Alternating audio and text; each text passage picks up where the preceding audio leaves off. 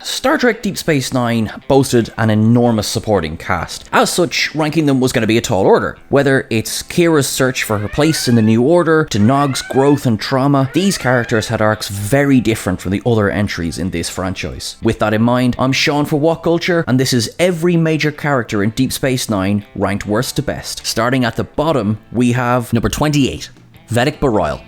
Poor Bareil Antos. He really did care about the Prophets and about Bajor. So much so that he stood aside and let a monster take over. Well played, Bareil. Taking the fall for Kai Opaka, he cleared the path for Win Adami to take the top job. Considering what she nearly brought about for Bajor, this was most certainly not the best decision. His political failings aside, Bareil also never quite seemed to be the right fit as Major Kira's love interest. There was little to no chemistry between them, and his peaceful manner seemed at odds with Kira's short fuse. However, his eventual death left a wound in her that would last for some time to come.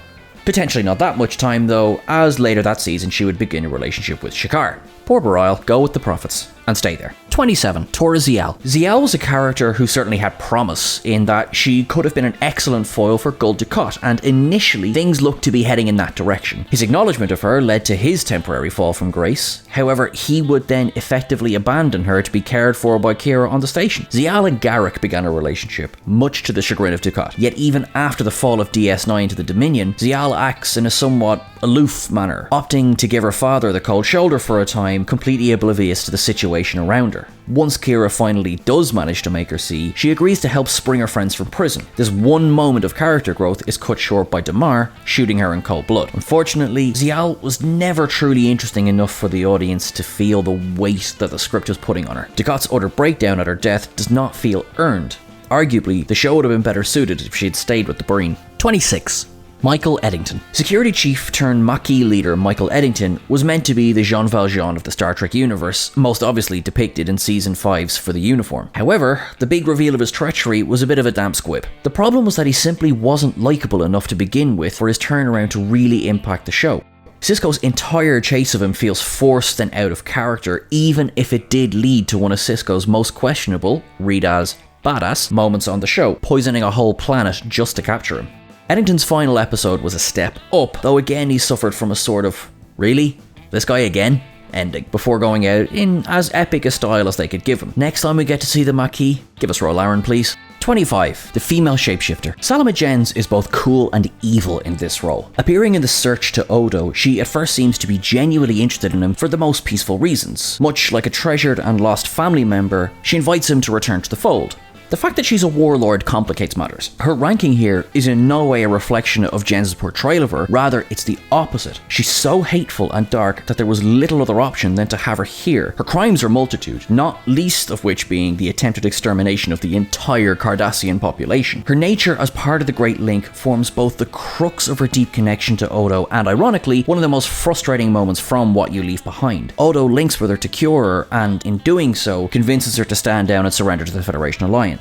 While this should have been a cathartic moment of victory for the good guys, dramatically, it just felt a little bit rushed. 24. Kai Wynn. Win Adami is just the worst type of person that anyone would ever want to meet. Wrapped head to toe in righteous indignation, she glides through other people's lives, ruining them wherever she can. That smile, that self-assurance, that contempt, it is the perfect combination for such a teeth-grindingly annoying person. And then she becomes the spiritual leader of Bajor, meaning there's no getting rid of her. She interferes with the supposed reckoning, a final battle between good and evil that is to be played out on the promenade. In doing so, she sets in motion a chain of events that not only leads to the death of Jadzia Dax and the loss of the Celestial Temple, but also very nearly the death of Ben Sisko as well. Her final comeuppance in the Fire Caves is both understated and perfect, winked out of existence by a cold question from a Pal Wraith-possessed Dukat. Are you still here? Gone and hopefully forgotten. 23. Lita.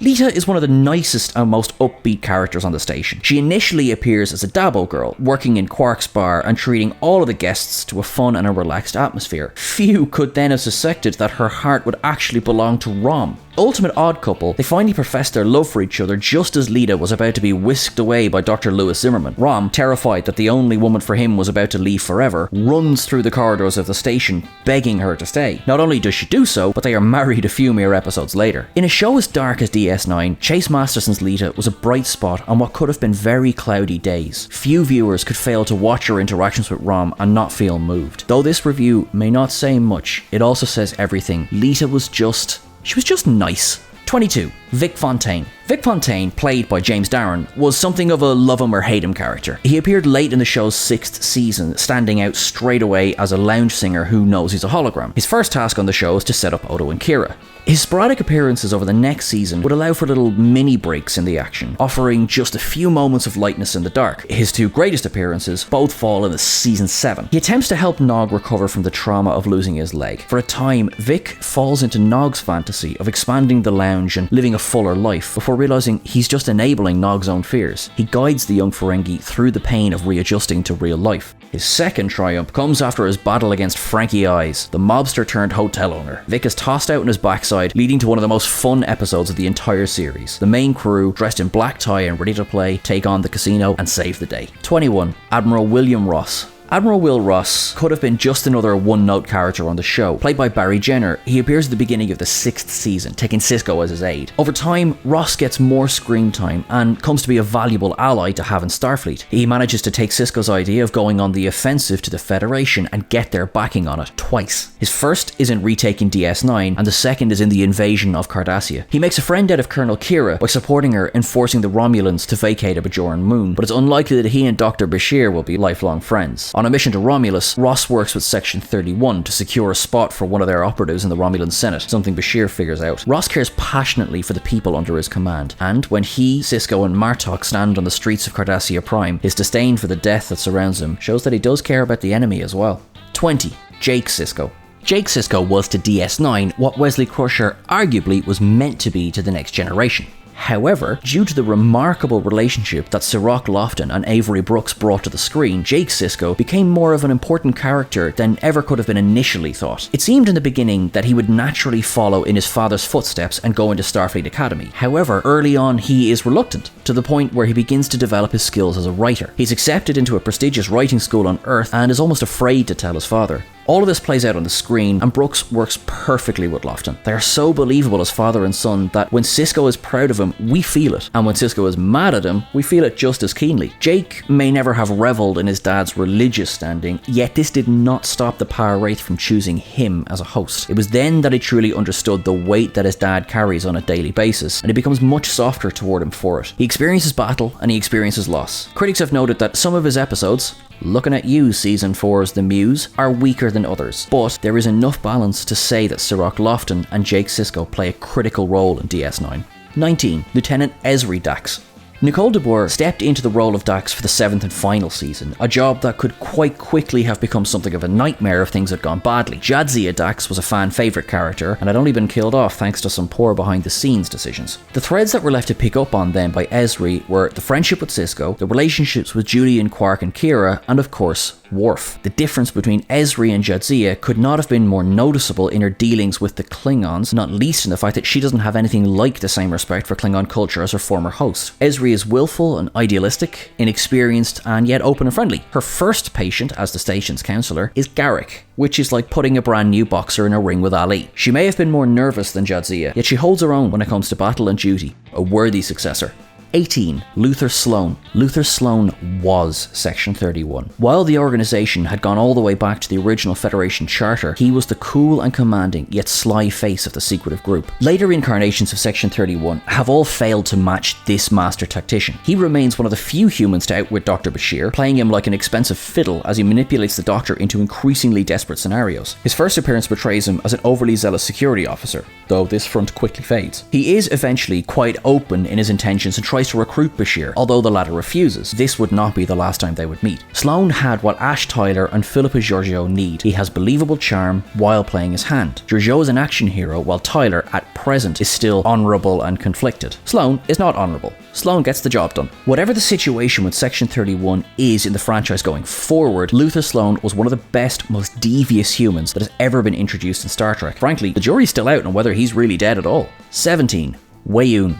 The most suave negotiator in the Dominion, with one of the most punchable, said with love, Faces out there, Weyoun is the Vortin mouthpiece of the other side. Jeffrey Combs, who we very much hope to see in Strange New Worlds, was invited to play the part for one episode initially. He was loved by the fans, and the trick of the Vorta all being clones was introduced simply to bring him back again, and again, and again. He is smarmy, he is a snake oil salesman, he is constantly trying to get the other guy on the back foot. His attempts at charm may seem sincere, but there is a cold evil behind those eyes. He casually oversees the slaughter of millions during the war, all the time laughing with his generals, whomever the favourite general may be that day. He was the one villain whose final death was a true shame. He shot in cold blood by Garak after making one too many quips about the fate of the Cardassian Empire. His confidence finally was his downfall, even if it took several lifetimes to figure it out. Jeffrey Combs had a true skill in chewing the scenery with such subtlety that it was hard to see sometimes that he was dominating every scene he was in. Yet, watch carefully. He's always watching, always moving, always present in his scenes. He is creepy, in the most positive way. 16. Joseph Sisko. The no-nonsense Creole chef and the father of a god, Joseph Sisko was straight-talking when it came to any situation, while always possessing a sympathetic ear. He's introduced in the 4th season when Ben returns to Earth to deal with the changeling threat, bringing a warm sense of family with him. Jake may tower above him, but the old man has no trouble putting him straight to work in the restaurant on arrival, much to everyone's amusement. His dealings with Ben are softer as he tries to care for his son in the only way that he knows how. Joseph Sisko, however, is still not initially able to fully grasp the stress that Ben is under. He refuses point blank to submit to blood tests, leading to a tense and frightening moment between father and son. This passes, but finally they understand each other a little bit more. Brock Peters was no stranger to Star Trek when he took on the role of Joseph Sisko, having previously appeared as Admiral Cartwright. However, this is the role that he truly made his own, and he is the man who would very believably have raised Ben Sisko. 15. Rom. Grand Nagus Rom. 20 years later, and it still sounds strange, was the most antithetical of Ferengi to actually take on the role. However, by the time Zek was ready to hang up the staff, Rom was truly the only man for the job. For the first couple of years, Rom was mostly a background character, but as time went by, he began to shine a little more. When he finally stood up to his brother, a new man was born. Stepping away from the search for profit, he embraced his passion for engineering, working alongside Chief O'Brien. He helped in the war effort by coming up with the idea for self-replicating mines. His marriage to Lita was eventful, marked initially by her evacuation to Bajor, and then by his imprisonment by the Dominion. Yet they supported each other and helped Nog on his journey to recovery after his injury. Rom's softer, enlightened way of looking at the universe assured that Zek chose him to lead the Ferengi people into a brighter future. 14. Damar. Damar became one of the most unlikely heroes in the entire run of DS9. Starting life as a simple background character on Dukat's Bird of Prey, he rose through the ranks to become Dukat's closest aide and, after the latter's fall, the leader of the Cardassian Union. Damar's journey was riveting. He was easily loathsome at the beginning, and his early appearances on the station during the 6th season did little to change this image. His attempted roughhousing, and later murder, of Ziyal solidified him as a pure villain in the eyes of most. However, going into the final year of the war, a change began to come over him. Millions of Cardassian soldiers were dying in the name of expansion, and yet no new territories were being claimed. They were effectively becoming fodder for the Dominion to throw at the Federation alliance. He began to plot an uprising, working quietly behind the scenes to free Cardassia. His first target was a Vorta cloning facility, a direct move against his nemesis, Weyoun. His journey was not without sacrifice. He would lose his entire family for his efforts, and eventually his own life at the entrance to Dominion HQ, but history will remember Damar as a man of honour who fought for the freedom of his people, no matter the cost. 13. General Martok. General Martok was introduced in stages, first as a changeling infiltrator, and then as himself as a prisoner that Worf and Garak encounter in the Gamma Quadrant. In the Dominion War, he became one of the most trustworthy and efficient leaders. This too came about in stages. He'd almost been broken by the Jem'Hadar when in captivity, needing a solid challenge from Worf in front of his crew to awaken his warrior spirit. Once roused, he ran with this energy right up to the final days of the wars itself. He was both popular and successful, and regrettably inexperienced in the ways of politics. In the latter days of the war, the Klingon forces were the only thing holding the Breen at bay. Martok argued for conservatism and consolidation, but Chancellor Gowron, sensing a threat in Martok, ordered him to complete failed raid after failed raid, all aimed at destroying his reputation. Enter Worf. Again. A quick challenge and a knife fight later, Gowron lay dead on the floor, and Worf was about to be proclaimed Chancellor of the High Council, until he transferred the power to Martok. Since the days of Kahless, Martok is one of the greatest leaders of the Empire. It remains to be seen what's become of him by the time of Star Trek Picard, as the supernova that destroyed Romulus would surely have had a knock-on effect for the Klingon Empire as well. However, there'd be no better man for the job than Martok. 12. Nog. As the first Ferengi in Starfleet, Nog was out to impress from the beginning. His impassioned speech to Sisko as to why he deserves a spot in the Academy is moving. He laments the lot that he's been handed in life, seeing his father as a failure and his uncle's sole goal as greed. Nog, aware of the power of greed, is still closer to his father in terms of his goals. He wants to excel and he believes that Starfleet is the way to do that. He's given his chance and rapidly moves through the Academy, though he grows very close to Joseph Sisko, preferring to spend his evenings hiding in New Orleans, away from his classmates. He does manage to overcome this and succeed in the Academy. He is then posted to DS9, rising to the field rank of ensign as the war begins. He's a highly capable officer, managing to keep his cool under the most extreme circumstances. However, nothing can prepare him for the loss he incurs. On a mission to hold a remote outpost for the Federation, Nog is shot and loses his leg. The initial injury is cared for by Dr. Bashir, but it's the emotional trauma that follows that shows his true battle. With the help of his friends, he manages to get back to a sense of normality. The late Aaron Eisenberg brought a true sense of humanity to Nog, enshrining him as a character who is beloved by fans. 11.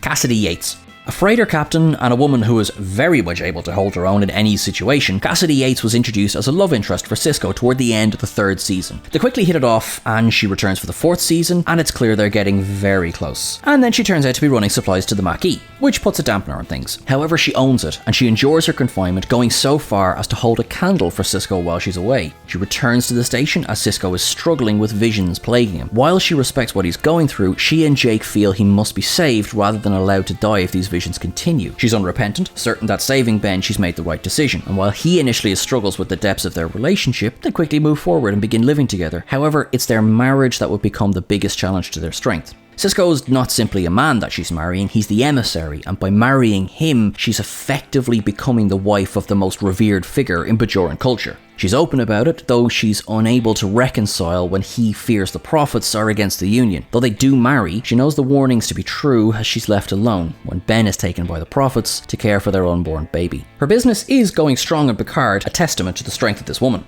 10. Lieutenant Commander Worf. Worf was brought to DS9 to advise Sisko on the Klingons, and to help the show with failing ratings. Both worked, and he was established as a new main character from the 4th season opener, The Way of the Warrior. For a time, Worf struggled to find his place on the station, something that reflected the writer's struggles to find a niche for him to slot into. He had a clear purpose as the Klingons attacked the station, yet what could he do in the normal week-to-week running of events? He clashed with Odo because he was unable to accept the fact that he no longer worked security. He would find purpose again as the commander of the Defiant, moving his quarters on board to better isolate himself from the rest of the station. This seemed to settle him, and he began to have a more active part in daily events. His relationship with Jadzia Dax would become the most significant one for either of them. They fell in love, promising to marry. Their wedding ceremony, though stopping and starting many times thanks to Martok's interfering wife Lady Sorella, is a beautiful affair worthy of song. The death of Dax affected him deeply, leading to a daring mission to destroy a Dominion shipyard to ensure her entry to Sto-vo-kor. 9. Gul Dukat. When people think of the great villains of Star Trek, they might automatically gravitate toward Khan. While it's true that this is the man who caused the death of Spock, that is doing a huge disservice to the most richly, deeply developed villain in the entire franchise. Gul Dukat was with DS9 from the beginning. The cunning former prefect of Bajor spoke with assurance that he was only trying to do what was right for the people on the planet below. He was very much a savior, a great man deserving of statues and remembrance. That is not how history viewed it, and it is certainly not how Major Kira viewed it. Dukat was an evil man. He managed to cover that evil in twists and turns for almost 5 years, offering his help every so often, enough times to be seen as something of a reluctant ally to the Federation, and that all changed when he revealed he had negotiated Cardassia's entry to the Dominion. It truly cannot be overstated how fantastic Marc Alaimo was in the role. He brought menace and grace all at once. When he stepped into a scene, he owned it. There will never be another villain like him.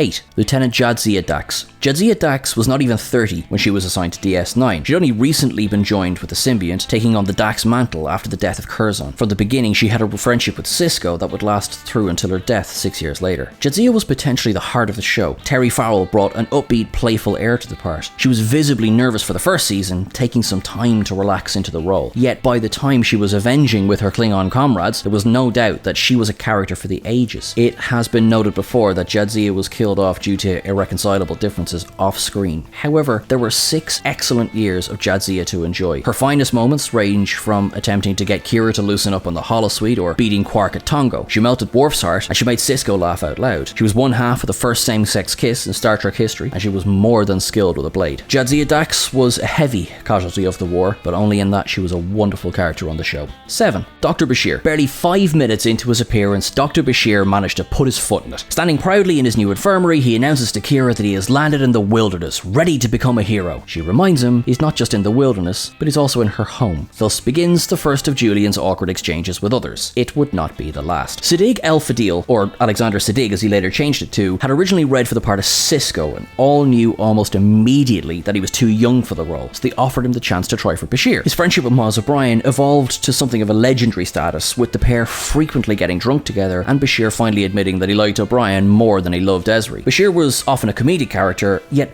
well able to stand in dramatic situations as well. The exposure of his genetically engineered past came up to haunt him, though he was accepted by Starfleet in that case. He saw battle in the war and conducted himself with honour, even when trying to argue for the Federation to surrender. He was sometimes arrogant, all times charming, and oftentimes silly. Bashir was one of the fun characters on the show, thanks largely to Siddig. 6. Chief O'Brien. The long-suffering but ultimately popular Chief O'Brien transferred over from the Enterprise, having manned the transporter room for 5 years. He took on the slightly more stressful job of keeping the barely functioning Cardassian station working, endearing himself quickly as the most down-to-earth blue-collar worker on the show. The producers saw how much the fans liked him, and so each season went out of their way to punish him for this. Whether it was watching clones of himself die, serving years in an imaginary prison, or having his wife possessed by a power wraith, poor Miles never could seem to just have an easy year of it. He was able to share much of his problems over a game of darts with Bashir though, as the two formed an unlikely but strong friendship along the way. He was the first to approach Worf after Jadzia's death with a bottle of blood wine and a few songs. He was the everyman and the nice guy. Not unlike Scotty, he always could seem to get things working, if only in the nick of time. His affable Irish charm,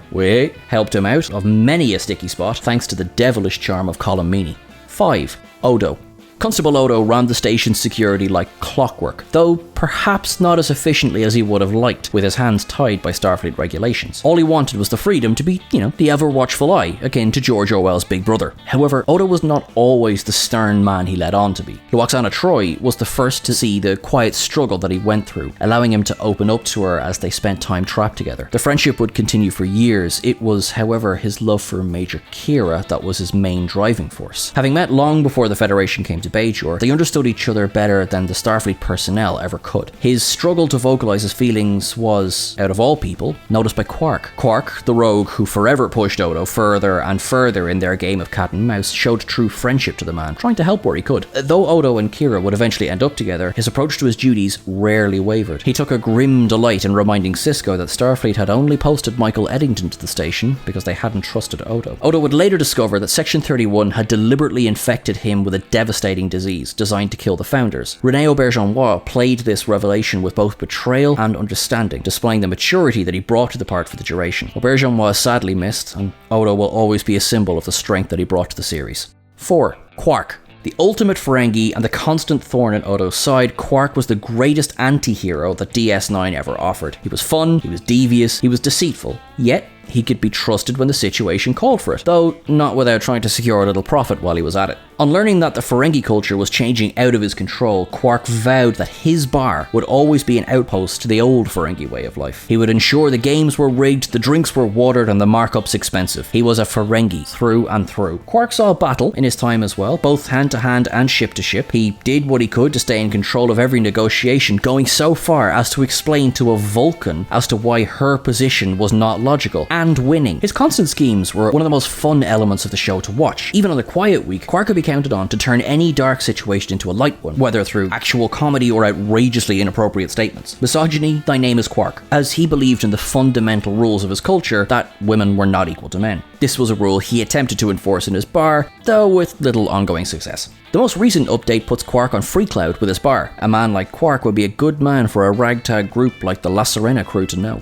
3. Captain Sisko. The show opens with Sisko's experiences in the Battle of Wolf 359, the loss of his wife, and the beginning of his new life on DS9. He raises Jake alone, shouldering the responsibilities of command with the responsibilities of being a father. While his position on DS9 becomes more stable, the quadrant around him becomes less so. However, Sisko quickly establishes himself as a powerful leader in a crisis. He weathers the battles with the Jem'Hadar, the Klingons, and the Cardassians while keeping his crew safe. He retakes the station thanks in large part to his relationship with the Prophets. Sisko, it is later revealed, is part eternal being, with his birth arranged by the Prophet Sarah Sisko. His destiny had always been somewhat set in stone, though how much free will he had along the way remains up for debate. One thing that is definite about Sisko is his ability to see that the ends justify the means. He hatches a plan to con the Romulans into joining the war effort against the Dominion, engaging in plots that Picard would never have even considered. They are successful, though they may have cost the man a part of his soul. Sisko may be the strongest captain in the fleet, currently at peace with the Prophets, leaving a waiting wife and 2 children behind.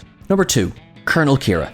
Colonel Kira Nerys was the second in command of DS9 under Captain Sisko, taking over command after Sisko was lost. In 7 seasons, she went from a struggling former terrorist to a leader with a calm gravitas and ultimate control. Kira's journey is the true spine of DS9. The show was built on the fact that Bajor was being tested for entry into the Federation. Kira was vehemently against this in the beginning, unable to reconcile the fact that Starfleet may simply be the latest version of the Cardassians, coming back to take their freedom from them. Her gradual acceptance of Starfleet came in stages. When Sisko struggled to understand the position of the Maquis, Kira slapped him in the face with reality. They later spoke of their difficulty in accepting each other, as Sisko was a religious icon in Kira's faith, one that left her uncomfortable around him. Watching the Nav Visitor take this role and build it into one of the strongest examples of female characterization of the franchise while losing none of the vulnerability that she brought to the role is truly staggering. The show never shies away from the fact that Kira is a former terrorist, delving deep into her responsibilities for those crimes. She's held to task on more than one occasion, showing no remorse for doing what had to be done. This was a risky move for a television show in the 90s, and it paid off perfectly. Number 1. Garak. Do not, under any circumstances, trust his smile. This man is so much more than he looks, while at the same time, he is just plain, simple Garak the tailor. Andy Robinson's portrayal of Garak delivered the greatest character of the entire show. He is arguably one of the greatest characters in the franchise, weaving between villain on the side of the Angels to a pragmatist with no sense of enough is enough. He's funny, he's charming, he's deadly, he is unique. There is very little about Garak that he would let you know for certain. As a former member of the Obsidian Order, he was talented at both espionage and interrogation, proving to his masters time and time again that there was no better man for some of the messier elements of the job. His exile on the station was especially cruel, as he was unable to come to terms with having to live among the greatest enemies of his people. In time though, after a few false starts and dreams of returning home, he resolved to live on the station in peace, taking lunch with Bashir and Odo. He was still a well-connected man, reaching out to his colleagues on Cardassia when the situation called for it. He shared drinks with Quark as they discussed the almighty, insidious Federation, and he was finally able to celebrate his return home once all of Cardassia had burned to ashes. There's no greater ally to have on your side than Elam Garak. However, there's no greater enemy either.